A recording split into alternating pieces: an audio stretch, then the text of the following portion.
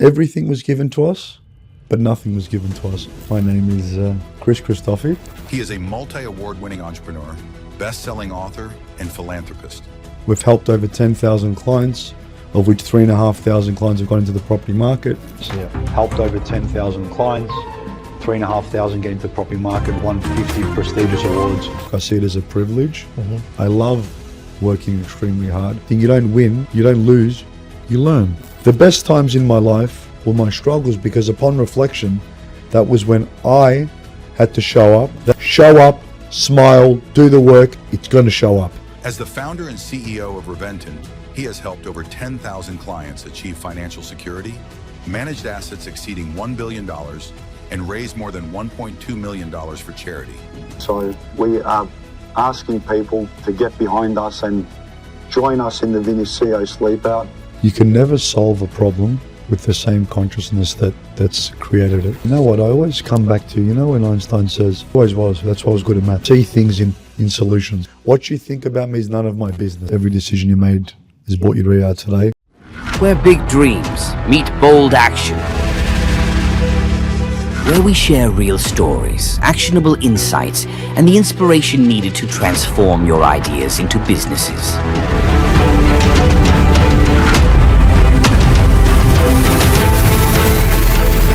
Are you ready to turn your ideas into success and be an inspiration to others? Join Inspirepreneur. So, thank you so much for inviting me to your office for doing this podcast. Can you start by introducing people who you are, what your name is, and what you do? Chris Christofi. My name is, I've been in real estate since I was about 19, so over 25 years. I started a company called Reventon. We just celebrated our 20th anniversary. So it was on 21st of March 2005. I set up an office in my parents' living room with a debt of $348,000, with the vision to become a fully integrated financial services company. Fast forward 20 years, we've achieved that. We've helped over 10,000 clients, of which 3,500 clients have gone into the property market. We're featured in over 100 publications, won over 50 industry awards. Most recently won our second Great Place to Work, which is something I'm very proud of, with a 96% rating. The average standard for industry is about 60%, so I was very happy about that. I'm a Vinny's ambassador. I've been working for Vinny's for the last 8 years. We're the highest active fundraiser. We've raised over $818,882 for the first 8 years. We also built a house which we paid off through our charity efforts, which we're about to sell now in Mountain Eid for about $850,000 to $900,000, which goes towards St. Vincent de Paul's. I wrote an Amazon best-selling book called Your Path to Wealth Brick by Brick in 3 categories. And in my spare time, I have 4 kids. Beautiful. And a podcast, which is currently in season 7, called Relentless Life on Your Terms. Wow. That's a lot on its own. So people looking at you, Chris, is they're really looking at someone who's made it, right? And they're really looking up to a role model. What can you say about that? Because something tells me that you weren't just given this, that you weren't just given the office, that you weren't given, the awards, and, it just didn't come out of the sky. How did all of this start for you? Like, tell me about growing up. Hard work. So for me, and I say this, and there's a lot of things I rattled off that we're proud of, to have $3.4 billion worth of sales, residential and finance, and over $1 billion, which we manage across assets and stuff. Mm-hmm. It came through hard work, but my mother and father are Greek Cypriot. They showed me, and I'm one of 4, I'm the youngest of 4, the value of hard work, the value of being kind, the value of giving. So everything was given to us, but nothing was given to us. And the statement that I make, what I mean by that is, I couldn't have asked for anything more. I got sent to a private English school in Cyprus, which I wasted all my father's money, terrible student. He bought my first car, a $7,000 Commodore, which I remember. My first snooker table. I tried to turn pro for many years. I had food on my table, I had everything I've ever wanted. Mm-hmm. So my father gave me the opportunity. Mm-hmm. Now, he was also very, very fortunate that he gave all of our siblings a wedding present, which was a deposit on a home. Now, I was 19 at the time, and I said to my father, Dad, the way I'm going, I'm never going to get married. Give me the money early. And he said to me, why do you want it, son? I said, I want to buy a car. He goes, no, find the piece of real estate and you can have it. Because my thought was, by the time I get married, by the time inflation kicks in, it's going to be worth nothing. So he agreed. So I started researching. I got into the property industry. I worked for a company called Net Worth Planning Corporation, which eventually turned to No Limit. And I bought a 3-bedroom townhouse in New South Wales, Tweed, for $183,900. I fell absolutely in love with the property industry. I was hooked. There wasn't a book or a course that I didn't read. You mentioned Anthony Robbins, did Tom Hopkins, Brian Tracy. I was very, very big on self-education, so I became obsessed. So I bought 1 property, I bought 2, I bought 3. I was 23, 24, and I had 8 properties. Back then, lending was a lot easier.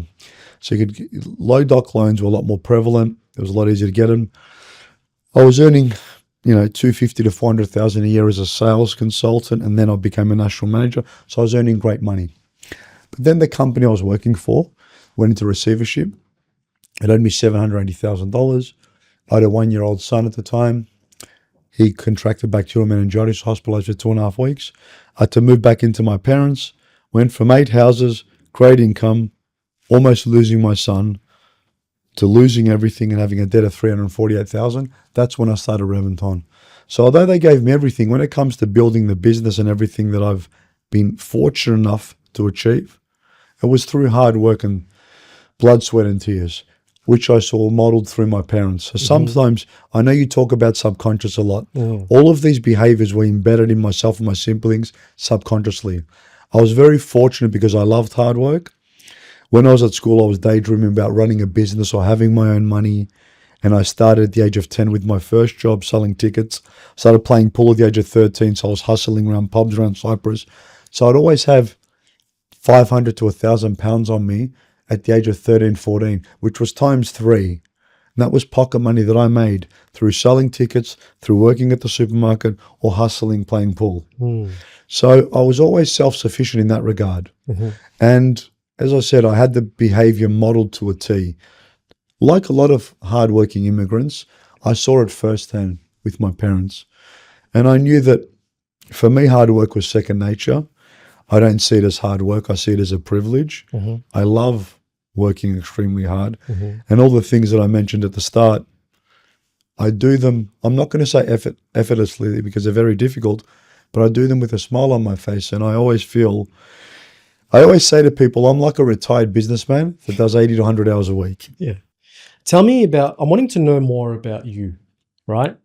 And you've had some fantastic wins and fantastic awards. But tell me about that boy who wasn't great at school. What was school like for you then? Did you have a racy mind? What was the thing that was holding you back from learning?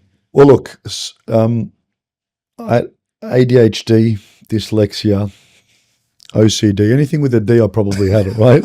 So what I realized is I went to a very good school. Yeah.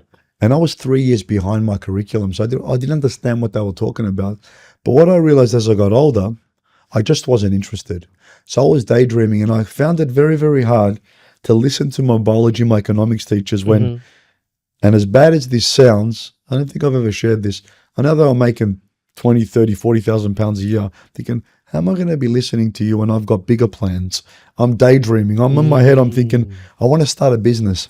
Now, whether that's right or wrong, that's just how I felt. The only thing I was exceptional at school was maths. I had an affinity for numbers. And I loved maths, and I was one of the best, not in my class, but probably in my school. I could just read numbers. Wow.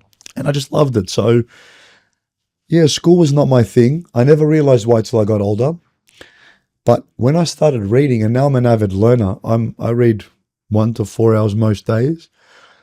I'm obsessed in learning. But when I was at school, I couldn't pick up a book. I wouldn't pick up a book. But now I've got mentors, business coaches. You know, I love learning. I do audio every day. I read the hard copy. So I try to learn to help my ADHD. I thought, how can I learn quicker? I buy the hard copy. I put my Bose on, and I buy the audio version. I get the book read to me while I'm reading it. So it allows me to focus. And every now and then, if I don't understand some of the words or they're hard, I pause.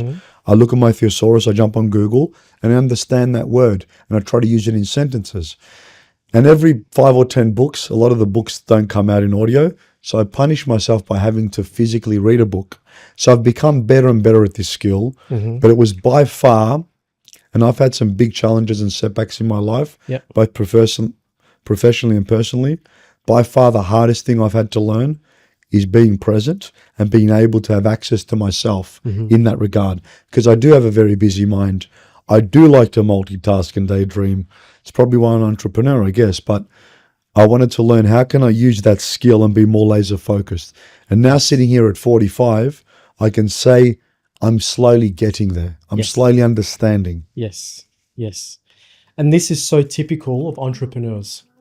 Entrepreneurs like you have gone through the schooling stage where they think and feel like they can't pay attention. You know, their mind is just racing. What was that?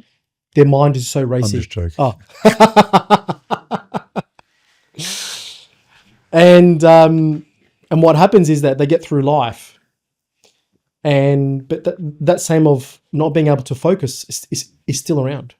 So it becomes like what was seen as a positive thing also has now been the problem of getting bigger and further, because now you're a little bit more wobbly, because focusing for you is probably one of your blind spots. It is, but you know what I've always seen everything as? Nothing more than a blessing. So my inefficiencies in terms of being able to multitask or to keep my attention, do you know the only time I could focus? When a mentor was talking to me. Ooh. When I was learning something. So I don't watch TV unless it's comedy because it bores me and I like comedy, but I have to be learning something. My mind has to be growing. I have to be mind feeding. So when I was learning, I would only find myself focused. But I heard Mark Boris speak about this and I thought it a very good analogy. I want to have every tool available to me and use it when I need it. So I want to have the consciousness and the awareness to be able to use that tool at that particular time. Yes. The way I can switch on and off topics, the way I can focus on deep work or one thing. So everything's a skill if you can identify it and harness it. So where I had a lot of weaknesses and inefficiencies at school, I thought I'm going to turn this into an effective superpower, whatever that may look like. So I'm not going to mitigate it. I'm going to acknowledge it and use it when I can need it, but when I can have access to it. And I saw that analogy and I go, wow, that's a great analogy. What if I had 15 tools instead of 3 and I had the level of consciousness to grab them at will? Because I always feel as human beings, we do the best we can with the level of consciousness we have at any given time. If you know better, you'll do better. So how do you actually switch your consciousness to know better? And that's through training. That's through hard work. And as I mentioned before, I've gone through a lot of challenges, but being able to try to understand this and have some of my mentors say things to me that I understood 2-3 years later. And the reason was I wasn't ready. You always hear the adage, the master appears when the student is ready. It's the same with knowledge. It's the same with information. When you hear it 2-3 times, do I want to learn that? Why is that keeping my attention? Why isn't that keeping my attention? For me, understanding is everything, learning and evolving. So now that I'm getting older, I'm learning all this stuff. But I'm excited because I'm only starting. There's so much more that I can learn. Yeah. You mentioned that you went through a lot of hardship. People on Instagram, for the Insta famous, they don't really get to see the person behind the scenes. They don't get to see your struggle. Tell us, growing up, what other hardships you felt that you experienced in your life? I understand all your wins, and those are great. But tell people, bring Chris to life. Every win that I've got, I can share 10 hard stories. I can share a legal battle. I can share almost losing my son. I can share a long, ugly 2.5-year divorce. I can share massive losses from the casino. I can share losing people that are close to me. So every win or every award I've mentioned many times is never won on the night. I've worked 100 hours a week many times. 2:30 in the morning to 3 in the morning, I was sitting in that seat till 7 p.m., 5, 6, 7 days a week for years, even when I didn't need to. So people don't see that. They want the success or what they see, but they don't want the hardship. And I remember someone saying, everyone posts a Ferrari or Lamborghini. Yes. What I want to see is that person up at 2 at night, what stress they've got to go through those repayments. Now, personally, I don't want to see that.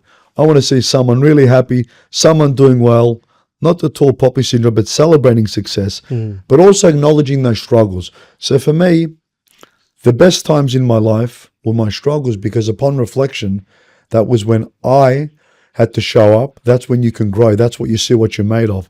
So every challenge will have a silver lining, and I'm a very positive, optimistic person. If it's a crazy challenge, you might not see the optimism for 6, 12, 24 months, but the silver lining will be there. Show up, smile, do the work. It's going to show up. So for me, the harder it is, the more it excites me, because, hey, what's the challenge here? What's the lesson here?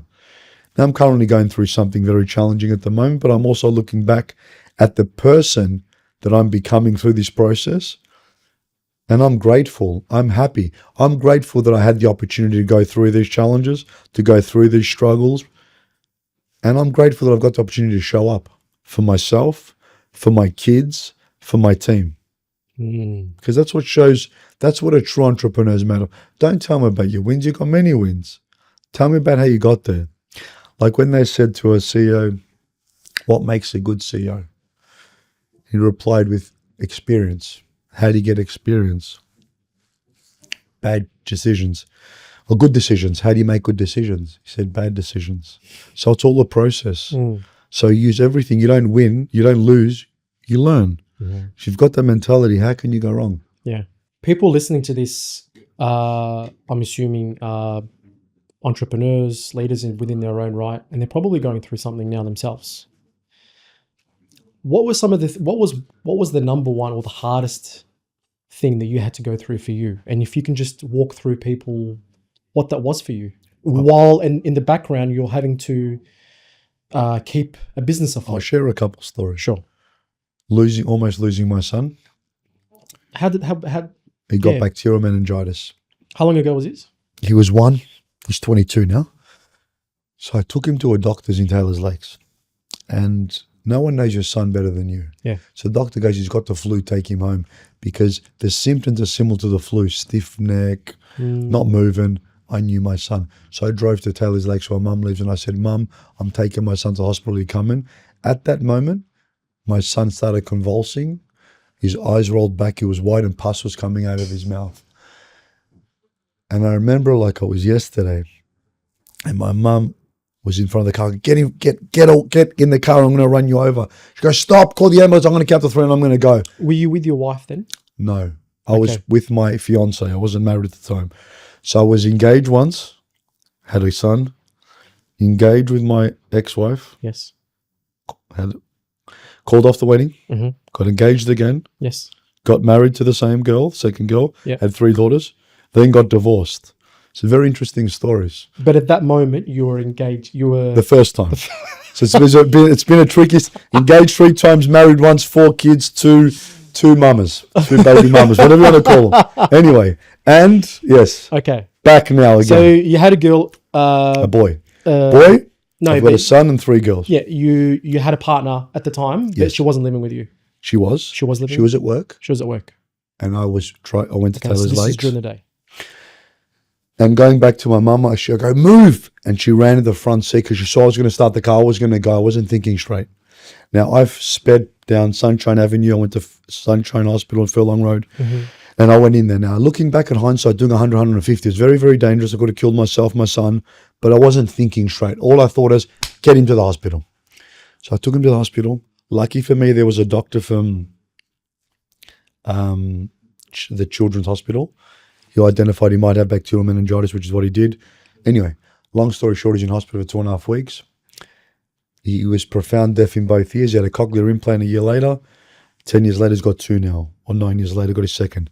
So my son's profound deaf, but he's science. He talks now with his implants. Melbourne doctor invented. I was very fortunate. But at the time, it was the most horrific time of my life. That was the time that I started my business with a debt of $348,000. Everything was against me. This is something that's gold. This information that you're sharing now is gold, because people are like, I've also got a debt. You know, how have people overcome this? This is not possible. I'm just going to give up. So when I share, when people say I started my business with $0, I wish I had $0. I had minus 348 grand worth of debt. I went from 8 houses to making 250 to 300 grand a year, 250 to 400 grand a year income, to zip. So I wish I had nothing. But what I did have is resilience. What I did have is the ability to not quit. Now, us Australians, we're gritty. Now, there is no way I was going to show my son that his dad's a quitter. Now, did I think of quitting? Did I think it was tough? I'd lie to you if I didn't. It's not in my nature. So that prepared me for the rest of what was to come. So the first 2-3 years I was working hard, I bought 10 leads, borrowed money, bought 10 leads, generated 2 sales. Then I bought 20 leads, and then I rinse, repeat for a few years, paying off debts. I knew I had a formula for success, and it was real estate. I just over-leveraged. So I borrowed too much money, and that was dependent on the property prices going up, the properties being rented 52 weeks of the year, me still having my job. It was a robust plan if everything went perfect.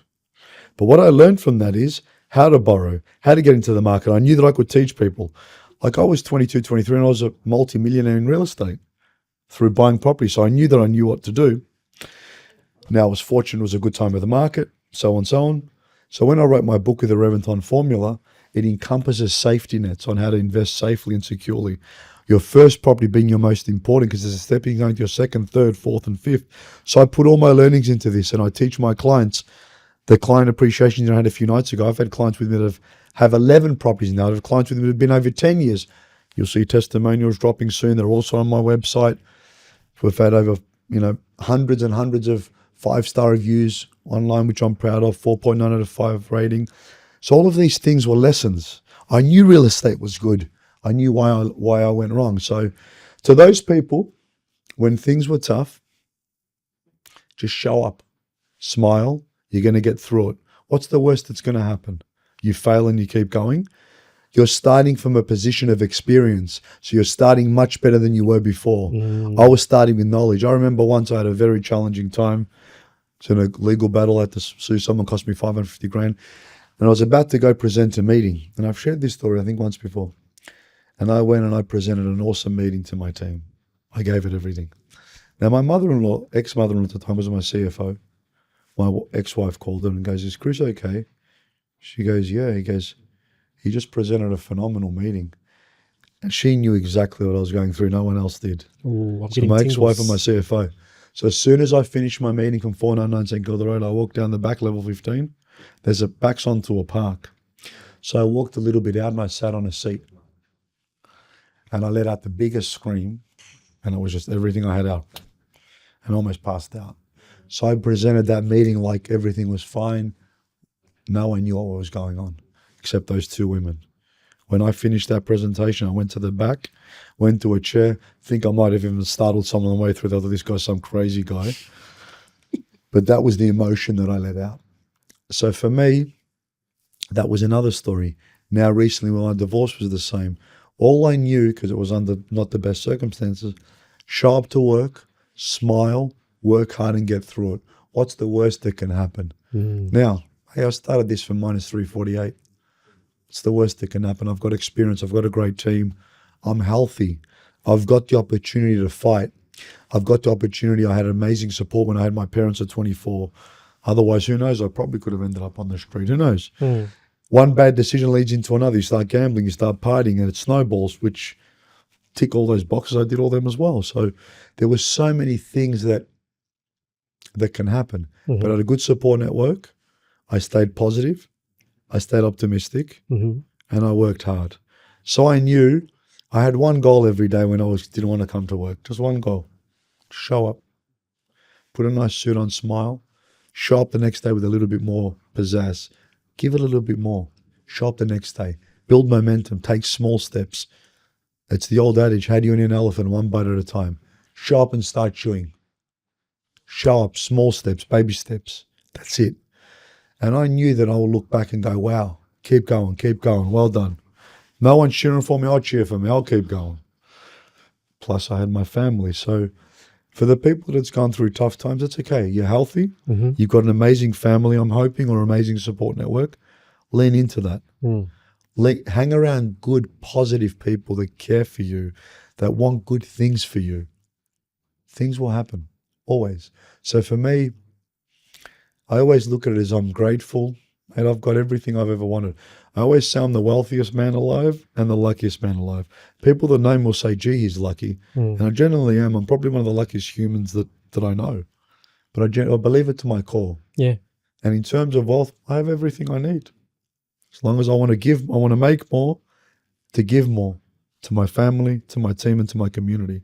As far as what I've got great things. I've got everything I need. I'm happy. I eat great food. Kids go to great schools. I work. I'm grateful. I'm happy. I can't ask for much more.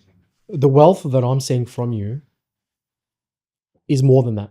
The wealth that I'm seeing is your ability to express yourself and be vulnerable, and show people that you can be vulnerable, and that you can tell the story of how things have been shit. So not a lot of leaders can do this. And I love how you were mentioning that, you know, you've had the addictions, you've had the gambling. Can you tell us more about those stories as well? Look, I was a gambler for over 25 years, and I had other things that I had big problems with. And I remember I done lots of things like that, yeah. I am a very, very hard worker. I love my work. But the other side, the flip side, is a playful, crazy Chris. Yes. Up for anything, has the best time, enjoys life, doesn't take life too serious. But when it comes to my work and my commitments, nothing will stop me for my clients, for my family. Don't care if it's 30 hours a day for the next 10 years, I will do it. But if I switch off and I'm here and I have a bit of fun, again, they go, this guy's nuts. So I'm it's a bit of an enigma. Now I've settled down a lot now. I've become more spiritual. Last couple of years, I go to church every Sunday. I do a lot of different things. Yes. I am the definition of a walking enigma, no doubt. So I started gambling, I think, when I was about 13. Were you going through something at that time? When I was 13? Yeah. Like, what was obviously when people start gambling, it's the rush. I was against pool. I was playing pool for money. Oh. And you're wanting to win. Yeah, look, I was playing 18, 20-year-olds, and we were playing. I remember one guy came up to me, and he was a lot better than me. And I challenged him for money, and I beat him. I would always hold my own if I'd up. This one goes, you cocky little Aussie, because I was very cocky when I was younger, super cocky. And I said, how much? And he goes, I'll play you for £300, which is about $1,000, 30 years ago. Played for $1,000, first to three. It was in Cyprus, so the pool balls were big, and the pockets were big. It's like American pool. Yeah. It's to play snooker all day. So we played for $300, so $1,000 almost, 30 odd years ago, 35, I was like 14, first to three. So we lagged, so whoever gets closer to the cushion breaks. I won. I broke. A ball went in, I cleaned up and beat him 1-0. He hasn't had a shot yet. He broke, I cleaned up again, he's 2-0 down. I broke, a ball went in, I cleaned up, I beat him 3-0 and he broke the second frame. He threw the money at me and he wanted to smash me, never speak to me again. Now, I say that American pool's a lot easier than snooker. Snooker's tough. So snooker, I got pretty good. I tried to turn pro, but I wasn't good enough. My mate's one of the best players. Well, he is the best player in Australia. He's the best non-British player of all time. Wow. 2010 World Champions, won 24 ranking events. I represented Victoria with him under 18s and under 21s 5 years in a row. He turned pro. He lives in Cambridge. He just got awarded an Order of Australian Merit. Highest civilian Australian can order for his service to snooker, the 26th of January this year. Neil Robinson, his name out. Humble, an amazing kid, 43, young man. Love him. 2 kids, similar names to mine. He's got a Penelope, I've got a Penelope. He's got an Alexander, I've got an Alec. Yeah. Love this kid. He's a golden human being. Anyway, so going back to the story, started playing, then I started playing cards. I became a good poker player, played in those millions. I final tabled a few events. Anyway, I was playing a lot, played me too much. And I went and saw someone, psychologist, because I just lost my cousin at 37 of brain cancer, and I wasn't coping well. How old were you then? My cousin died in 2018. Okay. So it was 6 years ago, just before his 38th birthday. I was a year and a half older than him. So I wasn't coping well. I grew up with him. He worked with me. He's one of my best friends. I love this kid. And I was gambling too much. Now, my excuse, I said to myself, is I always paid my bills. I never borrowed money. And I did what I had to. But that's just bullshit that you say to yourself. I was gambling way too much. Way, way, way too much. I had a dream I was going to win $250,000 in Vegas, and I was going to quit gambling for a year. So when I went and saw this psychologist for the first time, I've seen 3 overall, I told him about my dream. He goes to me, how many times did you play last year? I said 90. Because what? I turned over, and it was in the tens of millions for the year. He goes, what? How do you know this? I go, write it on an Excel table. Anyone that knows me knows I've got everything written. I'm an Excel freak. I like analyzing data. It's the best way to improve and optimize. He goes, really?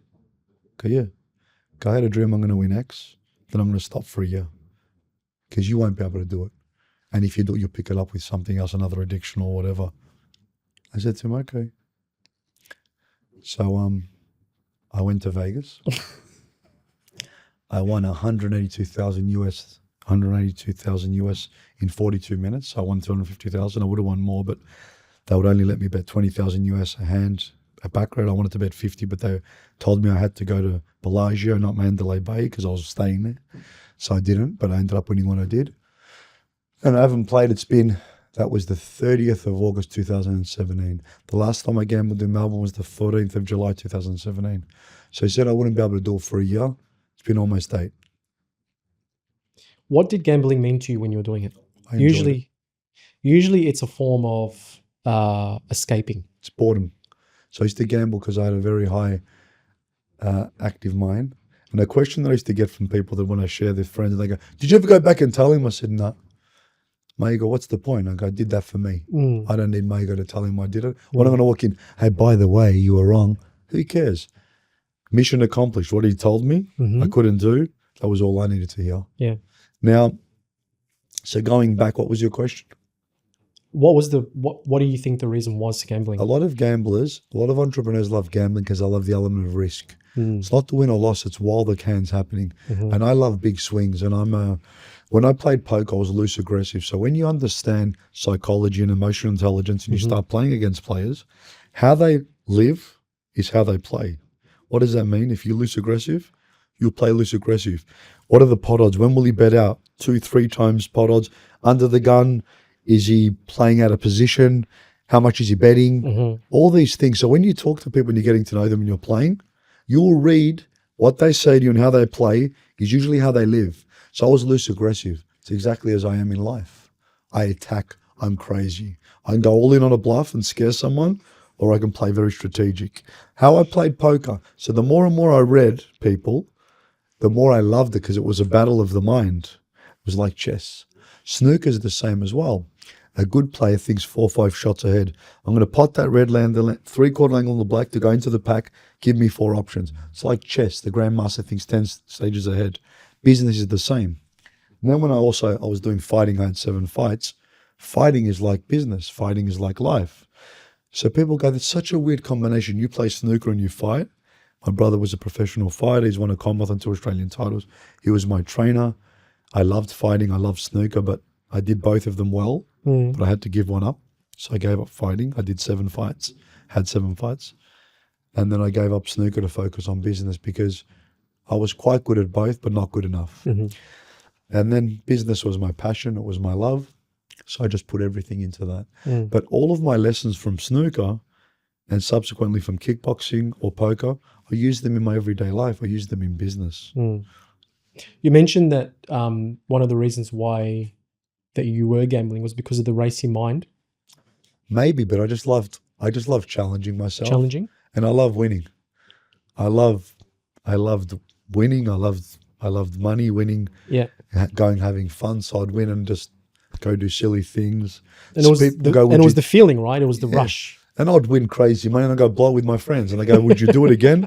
I go, in a heartbeat. Indeed. I loved it. Like experience. Look, and there's certain things I should have done better or I was embarrassed about. Yeah.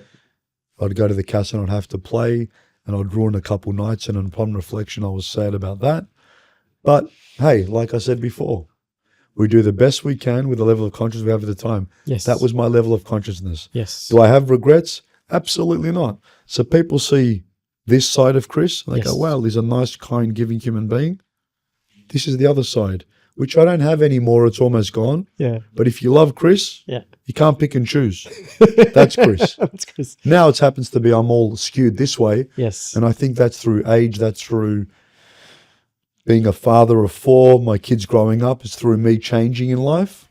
But it is what it was. I was never trying to hide who I was, or it's not who that's me. And I was shameless in who I was, in a sense. Well, I'm not going to give you a version of me. I love that guy. He's such a nice guy.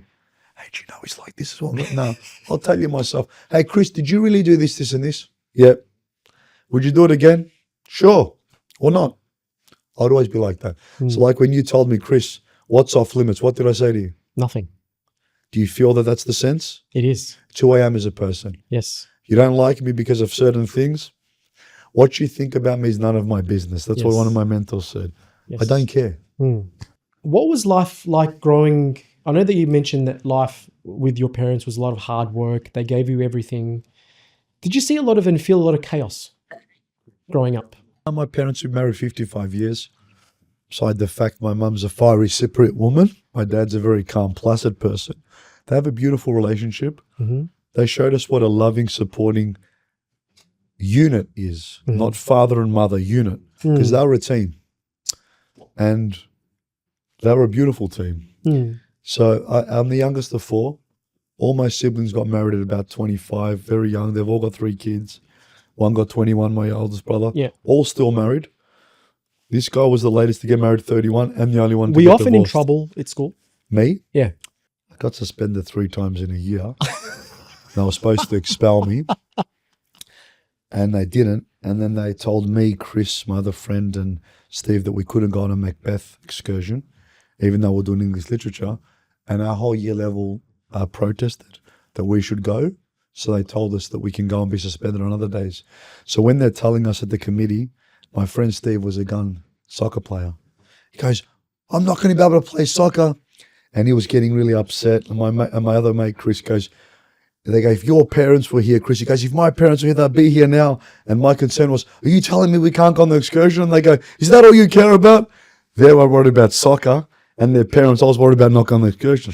But the year level protested because they loved us. We were like the larrikins or the clowns. And I remember I was in year 9. And I was going to come to Australia. And I was going to go for a month. And because I left 3 times as well, they go, Chris, if you go to Australia for a month, we're going to fail you. Year 9. And I go to them, no, you won't. So I went.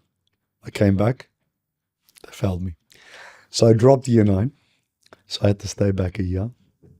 But when I came to Australia, doing my VCE, so the school starts there in the middle of the year. Here it starts obviously at the start. So when I came here, sorry, the other way around. When I came here at the middle of the year, I told them I finished a certain year level in Cyprus. They said, when your grades come, we'll give you some credits for your VCE. Now, that was a year that I didn't do. So I made up a bit of a porky. So I picked up half of year 11 when I came to VC Killadown Secondary College, but I couldn't fail 1 unit until my scores came. They would have gave me 6 units as credit. So I did Greek school on Saturdays so I can have a bit of leg room. I graduated with the lowest possible honours. I did things like systems order and just whatever I could do to pass. So I finished my VC and only did 3/4 of it. So half of year 11, year 12. So whatever year I lost in Cyprus, year 9, I made it up when I came to Killadowns here. So I would always make it through hook or crook, but school was never my thing. And I can see, look, and you're probably asking me, Karim, what's the whole point of asking me about chaos in school and all this and all those types of things?